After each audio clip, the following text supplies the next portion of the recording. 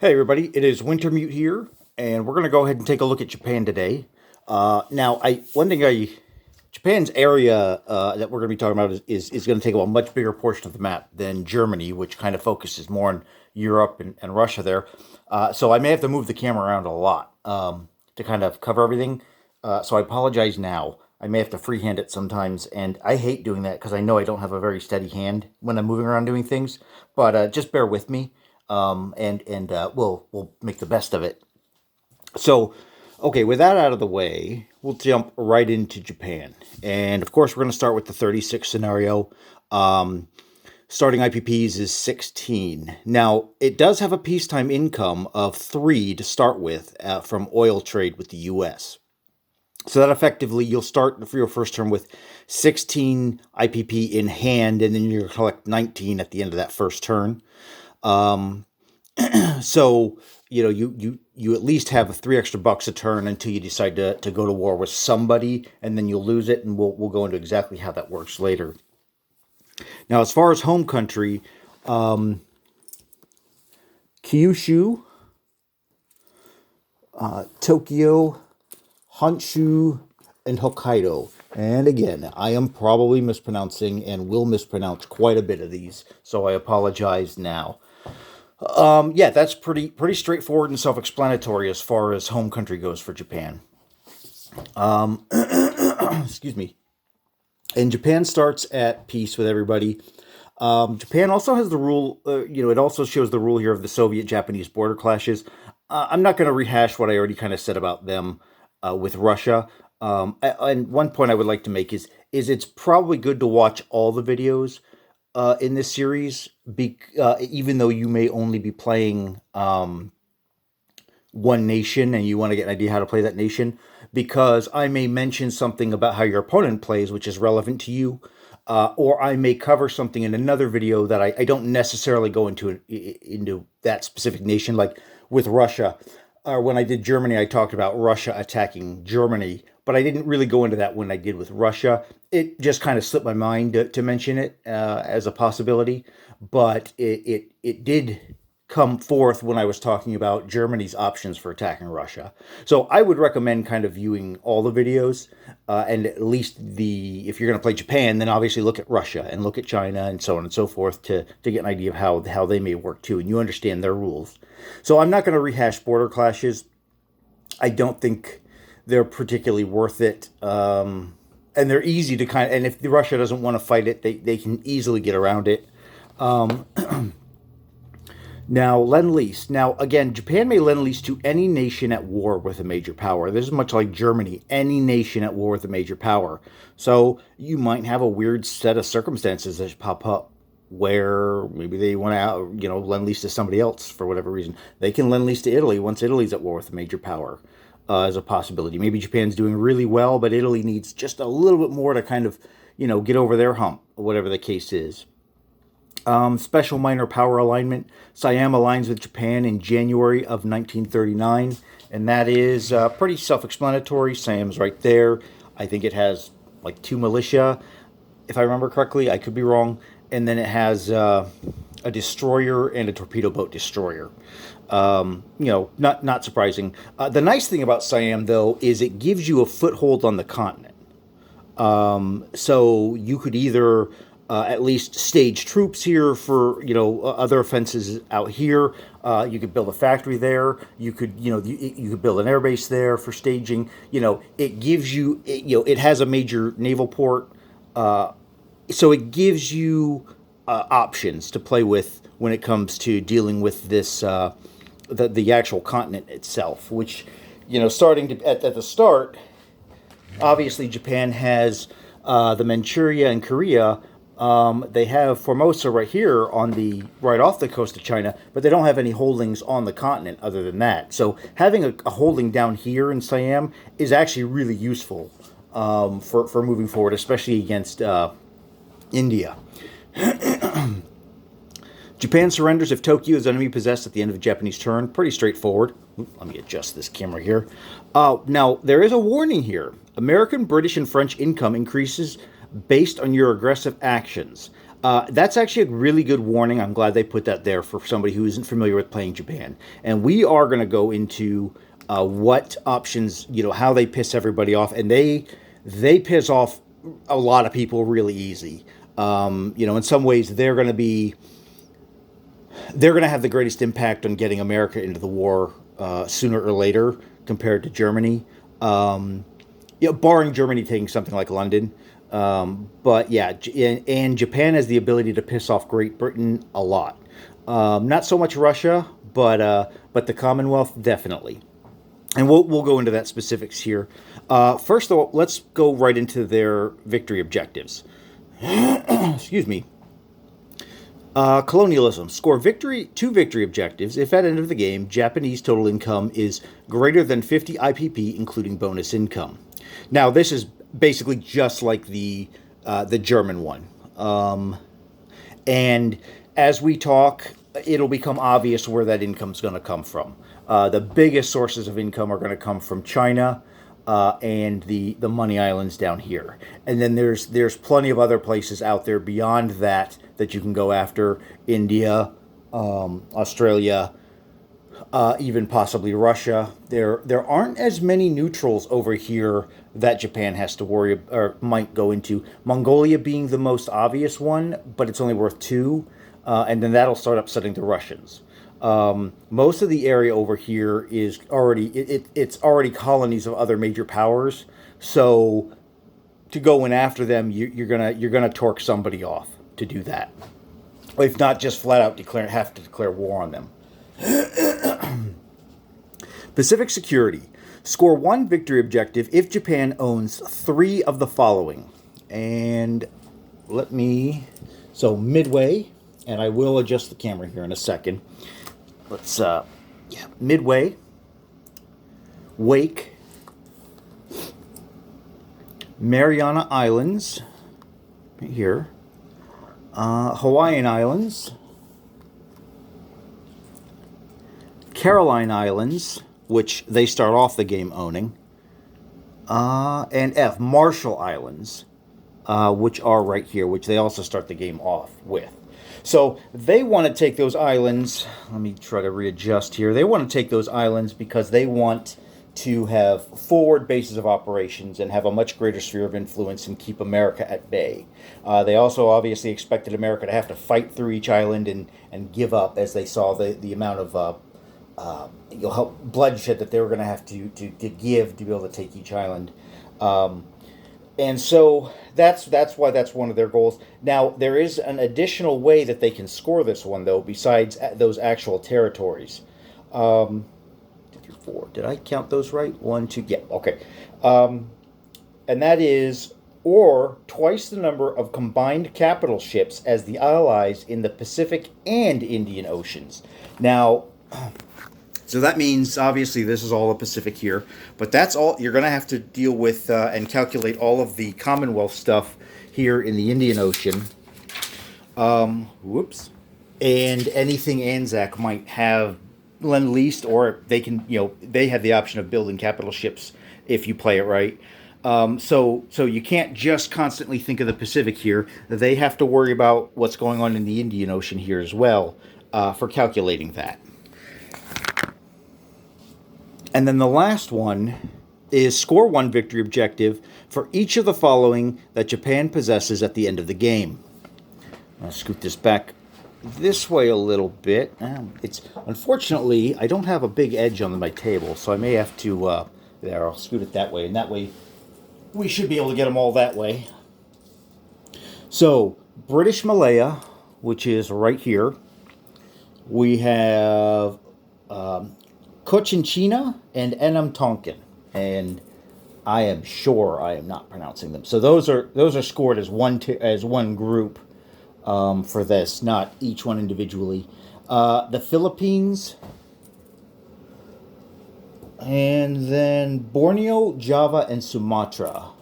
So there's Sumatra, there's Borneo, and there's Java, and of course these 3 are known as collectively with all these over here as kind of the money islands. So that's your other goals. Your third victory objective is taking. You have 6 targets with a max of 4 points. So you can have 2 of those that you don't have at the end of the game and still get all 4 points for that. Okay, I'm going to scoot this back over here. So their victory objectives are pretty simple and straightforward. Yeah, there's not a whole lot of caveat to them. Now, obviously, some of these islands out here are a little. You got to really extend yourself to take them, and the U.S. is going to want to take them back. Now, your threat down here is how well ANZAC and FEC are, and how much they're going to threaten the ability for you to, or threaten taking back those money islands. So now we're going to go to wartime. Oh, excuse me. I want to pull up. Okay, actually, we are going to go to wartime income, or I'm sorry. Is that what I wanted to do? Yeah. So this is all the ways Japan can piss people off, and there's quite a few. So if Japan possesses a new land zone adjacent to the USSR home country, it's +2 each time. Now, when you look at the overall map, there aren't many options for this to happen. Mongolia being, the most obvious one that you're going to see, and then Xinjiang back here at the end of all the way in the backside of China being one. But even India, if you look at Kashmir here, that doesn't actually border this Turkmenistan. So even if Japan gets all the way to here, it would not. It wouldn't trigger that income. Now that's not likely to happen either way, but they're not likely to trigger a whole lot of income increases for Russia, but it is still possible. They piss off the U.S. every time they place a battleship or carrier of any type on the map or the production chart each time. Now, this is to clarify this one, because a lot of people, because this is different than second edition, because people were kind of gaming that rule the way it was worded, so they've made it a little more strict, and I like it. I like it this way. And what that means is, if you take a fleet carrier and you put it on the build chart, on the production chart, wherever it goes, the second or third slot, that triggers a $1 increase for America. Then you build it all the way down to where it gets placed. Once it gets placed on the map, that same unit triggers a second dollar for America. So every carrier or battleship has the potential to give America $2 of peacetime increase. That's the way it works. That's something to keep in mind as you're planning your builds during the peacetime and what you want done, and how much you want to upset America, which is a whole other topic that we'll go into a bit later. So USA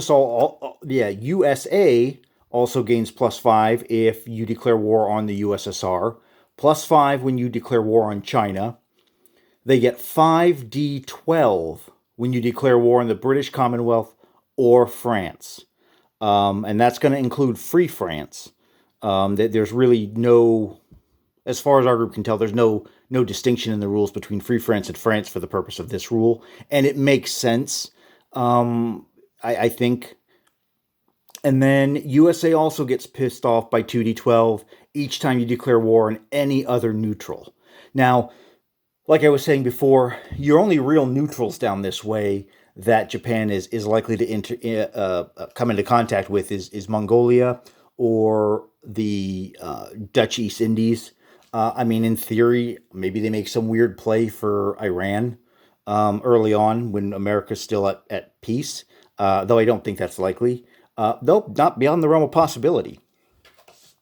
So then France, whenever you declare war on a neutral nation or China, they get +1 each time. FEC will get upset if you declare war on any nation, +2, or you complete a capital ship of any kind, +1. Britain, if you declare a war on a neutral, including China, will get +2 each time. And then ANZAC, if you declare war on China or on a neutral nation, they get +2 each time. And if you declare war on the Netherlands East Indies, they get +3. Now, that's only if Germany or Italy has not already declared war on the Netherlands East Indies. And that was just kind of a caveat that I added when you look at all the different wordings of all the different nations. I kind of added that wording in there because that's the way I understood it. And we'll talk more about the peculiarities of the Dutch East Indies a little later. But yeah, so it's actually pretty easy for Japan to kind of really torque a bunch of people off, particularly the U.S. and the Commonwealth.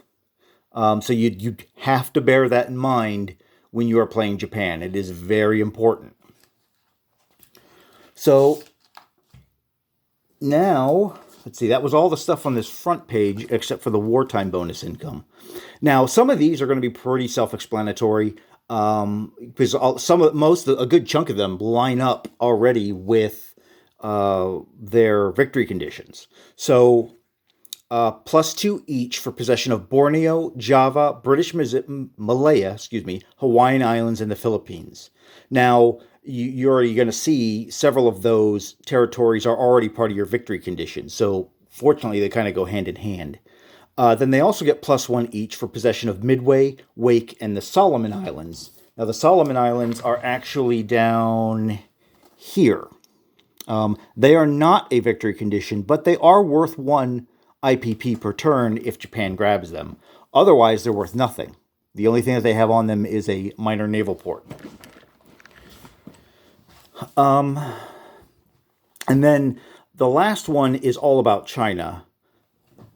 And that, well, more or less, because obviously Hong Kong at this point in history belongs to the British Empire, but it is still technically part of the China mainland. But +1 for each if you have Shantung, Hunan, Kwangtung, Peking, and Hong Kong. Now, you will notice Nanking is not on this list. Just pointing that out there, just to be clear. Shuyuan and Hopei are not on the list, and Nanking are not on that list. Just for clarification. Sometimes that gets a little confusing as to which one gives you which. So again, it's Shantung, Hunan, Kwangtung, Peking, and Hong Kong. And again, we'll go more into China in a bit. So now let's look at their peacetime bonus. U.S. oil trade reduced by 1. So they start off with +3 at the beginning of the game. And you're probably going to go at least a couple turns of getting that. Then reduced by 1 each turn that Japan makes a combat move into a land zone. So it says reduced by 1 each turn that Japan makes a combat move into a land zone. So the wording there is kind of important because if Japan comes in and takes Kwangtung, and that's the only territory it takes. It made an aggressive combat move that turn. Therefore, they're going to lose $1 from the U.S. oil trade that turn. It's going to permanently go down. Now, instead of just taking Kwangtung, maybe they go and take Kwangtung, Hunan, Shantung, and Nanking all in one swoop. They grab all 4 of those territories. That's still, the way I read it, only going to reduce the income from the U.S. oil trade by 1 per that turn. And so in some ways, Japan might be able to pull off a shock and awe kind of an attack into China or the Dutch East Indies, grab everything they need in 2 turns and still continue to get that, $1 from America until obviously they continue to initiate another attack or America joins the war, whatever the case is. So again, you want to think about that. It's not a huge bonus, and you just kind of have to. It's going to go away over time. You just accept that. But you can think about, okay, do I not really care? And I think that the best battle plan is to take 1 or 2 territories steady every turn, or do I want to go for a real Hail Mary, grab a bunch? in one turn or maybe two turns back to back, and then go ahead and continue to get that last buck for America, or the last $2, depending on how you do it. It's a choice. I don't think it's not going to be a game breaker, or you shouldn't sweat about it. But it is one thing to maybe consider an either or kind of play there for Japan when it comes to dealing with that particular bonus. Excuse me. So we're going to go into their special rules and abilities, and then I'm going to wrap up this particular video, and then we're going to pick up with their special units, and then we're going to go into their considerations. And their considerations and the things you have to think about as Japan are very extensive. And so I want to kind of put more time into that. I mean, really, in so many ways. So, each one of the considerations that they have to think about, could be, that could almost be a whole series unto itself. I want to kind of touch on the obvious problems that they have to overcome. And they do have a lot of problems that they have to overcome. And that's one way that you got to think about them. I think it's better to think about them that way is okay, I've got a list of problems. How am I going to tackle each one? But that'll be the next video. So we're going to go into their special abilities. So, surprise attack. Japan may make one surprise attack on one land or sea zone the turn it declares war on the British Commonwealth or USA. The attack can be used against British Commonwealth, French, Dutch, and USA, not China or the Soviet Union, in this zone. All Japanese aircraft gain first strike. All enemy units receive a -1 defense on the first round of combat. Japanese ships gain +1 combat movement bonus to reach this zone. This movement bonus is cumulative with other movement bonuses. So, for example, a ship with a movement of 3 adjacent to a major port will have a total movement of 5. Okay.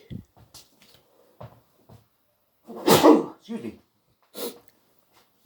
This ability sounds a little more complex and reads a little more complex than it really is. Basically, you just pick a zone. When you move your units into that zone, any ship moving to that zone, gets 1 extra movement point to reach that zone, and then the enemy receives -1 defense on the first round of combat, and then the all aircraft gain first strike. Now, I'm not gonna go. I'm gonna kind of save this for the next video because the surprise attack has a lot of bits to it. I'm just kind of covering it because it's already in their special abilities, and to kind of read it, give you an idea, kind of think about it, digest it a little. But I'm going to talk about it in greater detail in the next video. And then the next one is kamikaze. Beginning as soon as the USA reaches wartime income, Japan may make up to 2 kamikaze attacks per calendar turn to a game total of 6. They are made at an attack of 7 with target selection versus surface ships of 1 to 2 and have first strike. No fighter is required or expended for these attacks. Kamikaze attacks may be made from home country and have a range of 4. Kamikazes may also be used when Japan is the defender in a sea zone adjacent to Japan or Okinawa, or during the shore bombardment phase of an amphibious assault. Now, again, this one reads a little more complex than it really is. It basically you can use up to 6 per calendar year to get some good hits on opponent fleets that within 4 spaces of the home country or when you're defending, and hopefully you get that 1 to 2 and take out either the transport or the carrier or whatever the case is. When and where to use kamikazes, I don't really have a good opinion on that. I see them more as a defensive option in terms of slowing down the American advance or maybe even the British advance when they're trying to close in on you, and just buying yourself that extra turn or two where they're like, oh great, well I lost the troop transport and I lost the carrier. Now I don't have the firepower to keep going. I got to wait a turn or two to get more reinforcements there, and so on and so forth. Dug in defense. Japanese land units defending in any land zone in their home country or Okinawa, down here, gain +1 to its defense. Destroyer transports. Japan may transport infantry class units on its destroyers. Such units may amphibiously assault from the destroyer. A destroyer is -1 to its attack and defense value while transporting infantry. This is an amazing ability, and you will put this, you need to think about how to put this to maximum benefit for Japan, because look at all those islands. You're going to use this ability, and you're probably going to use it a lot to cover as much territory as you can when you're in your island hopping phase. So, as a new player, take stock of where your destroyers are at and what they're doing, because their ability to transport infantry and defend themselves, because sometimes, obviously with troop transports, you want to go grab this, but then you got to send stuff to protect it. Well, the destroyer can kind of protect itself. Now, obviously, it's not amazing, but it can at least defend itself. But that is an amazing ability that you will use a lot. So get comfortable with it, with using it. Get comfortable with keeping that in mind as you play Japan. Island nation. If a home country's major if all home country major naval bases, shipyards, and dockyards are blockaded, Japan only gets the income from territories in its home country. Can no longer lose IPP to convoy rating. It's the same problem that Britain has. It's an island nation. Not much else to be said about that. And if it ever gets to that point, boy, you're in trouble. But it can happen. There's only 2 sea zones around Japan. So it's actually surprisingly easy to actually blockade it, if you think about it.